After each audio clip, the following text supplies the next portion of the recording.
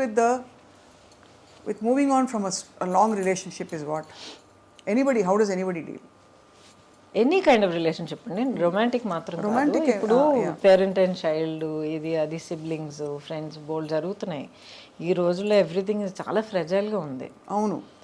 ఇప్పుడు ఒక మనం మనసిచ్చి కమిట్ అయ్యి మనల్ని మనం దాంట్లో ఇన్వెస్ట్ చేసుకున్న తర్వాత ఒకటి మనం అనుకున్నట్టు జరగట్లేదు, మనకి ఏదో బాధ కలుగుతోంది, లేకపోతే మనం ఇంకొకరు బాధ కలిగిస్తున్నాం అని తెలిసినప్పుడు you do have to move on. But ఆ డెసిషన్కి రావడం చాలా కష్టం కదండి. బట్ బికాస్ మంచివి ఉంటాయి, చెడు ఉంటాయి. మనిషి ఒక ఎనీ సిచ్యువేషన్ ఎవరికైనా అదే బ్యాలెన్స్ చూసుకోవాలి కదా. ఈవెన్ 50-50 అనేది ఎక్కడ ఉండదు, నేచర్లోనే లేదు 50-50. అప్పుడు ఎవరో ఒకళ్ళు అదే ఏదో విధమైన డెసిషన్ తీసుకోక తప్పదు. మ్యూచువల్ రెస్పెక్ట్ ఉంటే ఆ డెసిషన్ తీసుకోవాలి. Some definitely that should be there. Because ఎవరు కూడా ఒక బాధతోనూ ఒక మెంటల్ టార్చర్తోనూ మనం కాంప్రమైజ్ అయిపోతూ బ్రతకాల్సిన అవసరం ఉండకూడదు అంటున్నాను. ఉంటుంది కొంతమందికి ఫైనాన్షియల్ కంపల్షన్స్ ఉంటాయి, కొంతమందికి సొసైటీ పట్ల ఎలాగ మనం బ్రతకగలుగుతామో ఒక భయం ఉండొచ్చు. ఎందుకంటే చిన్నప్పటి నుంచి మేబీ వాళ్ళని అలా పెంచి ఉండొచ్చు, ఇలాగే ఉండాలి లేకపోతే ఎవరో ఫెయిలియర్ అని నేర్పిస్తున్నారు చాలామందికి. So people have so many pressures అండి. ఒక పెయిన్ఫుల్ సిచ్యువేషన్లో కంటిన్యూ అవ్వడానికి ఒకళ్ళకి ఎంత ఒత్తిడి అంటారు కదా, ఒత్తిడి ఉందన్నది వాళ్ళకే తెలుసు. అవును. సో అది ఎప్పుడు నేను జడ్జ్ చేయను. కరెక్ట్. కానీ ఒక పర్టికులర్ స్టేజ్లో ప్రతి ఒక్కరికి ఆ whether they right are wrong, ప్రతి ఒక్కరికి పీస్ఫుల్గా ఊపిరి పీల్చి వాళ్ళ స్పేస్లో వాళ్ళు కామ్గా ఉండే హక్కు ఉంది. So find way to do that. అంతే. Very very apt and beautifully put. But ఆ తర్వాత మీరు పాప పెద్దదవుతున్న టైము అండ్ మీ ఒంటరితనానికి మీరు అంటే ఏం సమాధానం చెప్పుకున్నారు? నేను ఒంటరిగా ఉన్నాను ఎవరన్నారు? ఒంటరిగా లేరు. I'm the least lonely person you'll ever find. But all ఈ లోన్లీనెస్లు ఇవన్నీ సొసైటీ క్రాఫ్ట్ చేసిన టర్మ్స్ అండి. ఉండదా అసలు? ఎందుకు లోన్లీనెస్? మీలో మీరు ఉన్నప్పుడు, మిమ్మల్ని మీకు తెలిసినప్పుడు, when you are your own like good friend, you can talk to yourself, you can face yourself. మీలో ఉన్న లోపాలు, మీలో ఉన్న స్ట్రెంగ్స్ మీరు కామ్గా మీరు ఫేస్ చేసుకోవాలి, యాక్సెప్ట్ చేసుకున్నప్పుడు how can you be lonely? మరి ఇద్దరు మనుషుల మధ్య బంధం అసలు ఎందుకు ఏర్పడుతుంది? అది that's a different thing. Being complete అది ఇంకోటి. ఏర్పడిన బంధాలు వర్కౌట్ అవ్వకపోవడానికి కారణం బికాజ్ మీలో ఉన్న లోపం ఇంకోళ్ళు మీరు వెతకొచ్చు. ఇప్పుడు చిన్న వయసులో పిల్లలు మనం చూస్తున్నాం, బెస్ట్ ఫ్రెండ్ అంటారు. సడన్గా వాళ్ళిద్దరికి గొడవలు వస్తాయి, స్ప్లిటప్ అయిపోతారు, పెద్ద ప్రాబ్లమ్స్ అవి ఏడుపులు అన్నీ జరుగుతాయి. బికాజ్ సమ్వేర్ ఆ చిన్న ఏజ్ నుంచే నాలో లేని ఒక క్వాలిటీ, లేకపోతే నాలో లేని ఒక ధైర్యం, లేకపోతే ఏదో ఒకటి ఇంకొకళ్ళ నేను వెతుకుతాను. అలాగ వెతుకుతున్నప్పుడు the other person is not there is a relationship, that person is there is a crutch. అవును. అప్పుడు అది ఒక హెల్తీ రిలేషన్షిప్ ఎలా అవుతుంది? అవును. అది తెలుసుకోవడానికి చాలా మెచ్యూరిటీ కావాలి. అంటే అవేర్నెస్ కావాలండి. మెచ్యూరిటీ అని కాదు, అవేర్నెస్ కావాలి. మనల్ని మనం అర్థం చేసుకుంటే అది వస్తుంది. అది any age you can get that. ఇప్పుడైతే మీరు obviously I mean you have major battles in Gautami గారి జీవితం. I always been like this అండి. బై ద వే ఫస్ట్ నుంచి చిన్నప్పటి నుంచి I always been like this. ఒక పెద్ద ఫ్రెండ్స్ క్రౌడ్ ఇది ఎప్పుడూ లేదు నాకు. ఇప్పుడు మీరు పొలిటికల్గా కూడా మిమ్మల్ని కొంచెం ఇబ్బంది పెట్టారు కదా, మీరు అంత కాలం ప్రయాణించిన Bharatiya Janata Party. Is that right? ఇబ్బంది పెట్టారా నన్ను? లేదండి. Simply a question of deciding this is okay, this is acceptable, this is not. కానీ మిమ్మల్ని ఇబ్బంది పెట్టిన వాళ్ళని సపోర్ట్ చేశారు ఒక సిచ్యువేషన్లో, ప్రాపర్టీ మ్యాటర్లో, దానివల్ల అంటే అంత మీరు లాయల్గా ఉన్నా కూడా యూ హ్యావ్ టు ఫేస్ అంటే దట్ కైండ్ ఆఫ్ సిచ్యువేషన్. దానికి ఎలా డీల్ చేశారు? Again it's an individual thing అండి. ఇప్పుడు అందరూ they happen to belong to the party, but లేకపోతే ఇట్స్ అన్ ఇండివిజువల్ డెసిషన్ కదా.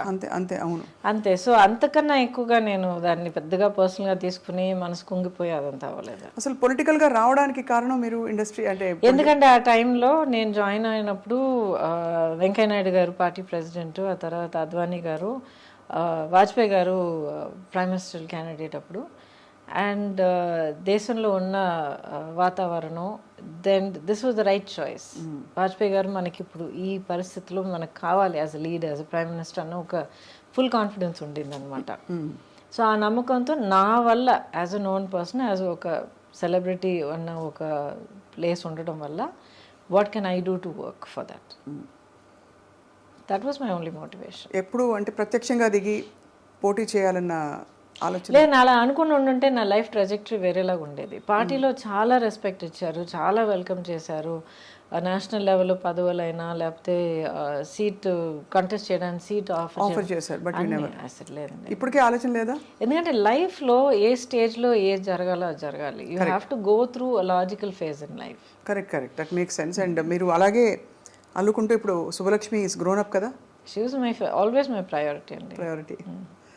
ఇప్పుడు అన్నాడీఎంకే జాయిన్ అయ్యారు, ఏఐఏడిఎంకే జాయిన్ అయ్యారు.